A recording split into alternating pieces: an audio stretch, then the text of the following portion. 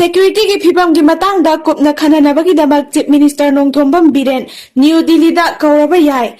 Haujik laukalak liba khongthang asigi ahanba pandamdi maitei amasung kuki ani gi marakta ceasefire agreement tongladuna khumang sauksinba negotiation amagi framework ama semlaba yari.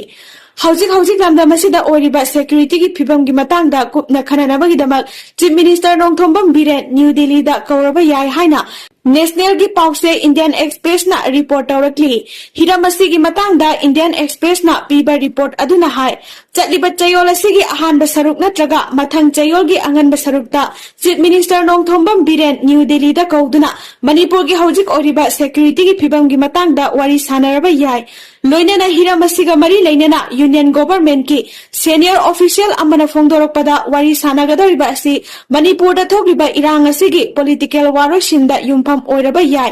मसीगा इरोइनना मैतै अमसुंग कुकी प्रूफ अनिगी मरक्ता dialogue चथादुना stakeholder खुदिंगमकना यानागदबा अमसुंग तुंग कोइना चटकदबा वारोसिन अमा पुरकनबा होटनागनी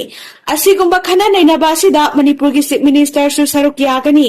लोइनना कुकी प्रूफ सिंगी मियोय सिंगसु वारी साननाबा खोंथांग पाइखलकपा याय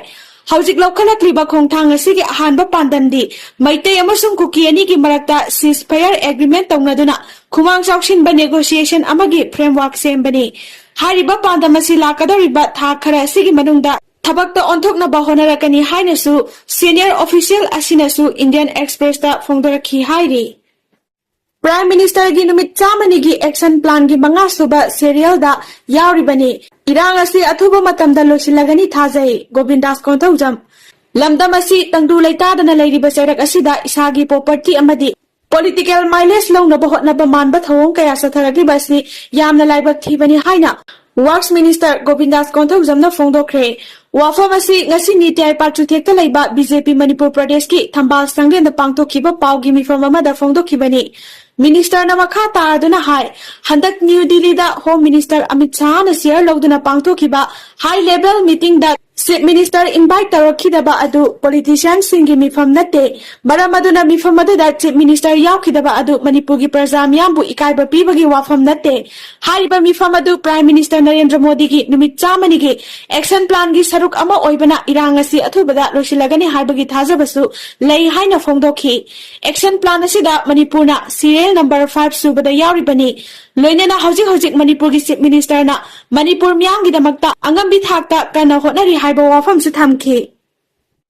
IPS ऑफिसर अमा महाकी लोइनबी हेक लेखिदबगा महाकसु मतोमता कापसिनजदुना सिजखरे ताबदा यामना पुकनिंग नुसिनिंगाय अमदी यामना तांगना थोकपा थौदोकसिंगी मनुंगतना होम सेक्रेटरी की थौसु पुरिबा IPS ऑफिसर अमा मसागी लोइनबी लेखिदबगा खुदक्ता मसा मतोमता नोंमैना कापसिनजदुना सिजखरे हाइरी असम पुलिसना IPS ओइना थौ पुरंबा हौजिक असम गवर्नमेंट होम सेक्रेटरी ओइना थौ पुरिबा सिलादित्य सेतिया कौबा मियोय अमा मतम कयागी ममांगदगी कैंसर लैनाना नादुना लायेंगदुना लाखिबा महाकी लोइनबी अदु था सिगी 19 दा प्राइवेट हॉस्पिटल अमदा लेखिद्रबा मतुंग इकान कानदना हॉस्पिटल अदुमक्तदा मसामकी नोंमैना कापसिनजदुना सिजखरे हाइरी लेखिद्रबा IPS सिलादित्य सेतिया असम की सिनापुर अमदी तिनसुकिया दा SP ओइना थौ पुरंबता नतना मरी सुबा बटालियन असम पुलिस की कमांडेंट ओइना थौ पुरमलबा मतुंग होम सेक्रेटरी की थौ पुरंबा मियोयनी हाइरी मियोय अमा सिरगा लेरमले सखंगदबसिंगना कापतुना हालंबा मियोय अदुसु मसक ममिंग खंगबा ngamkhre ngasi ayuk anganbada thawal district ki manung sanga yumpham pajeng lambi ki salamasa haina khangnaba lambi paring amagi nakalda miyoy ama siraga leramle hairi leikhidraba miyoy adugi chapchaba masak maming khangba ngamdabaga loinana matau karamna siramlibana haiba chapchana khangba ngamdri asiba hakchang adu ngasi ayuk lekai ki miyoy singna thengarakibani खुदक्ता Thoubal police ता पाव Pirba मतुंग police की कांगबु लाक्तुना येंसिनबा हौख्रे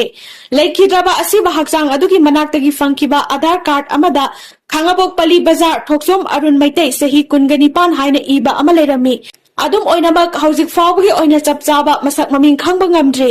नाकालमरोमदा ngarang Irom मैजाव नबुल तुरेलगी मपानदा सखंगदबसिंगना नोंमैना कापतुना हालंबा मियोय अदु मसक ममिंग खंगबा ngamkhre मियोय अदु नबोल police station की मनुंग चना लेबा उलौ ममांग लेकाइदगी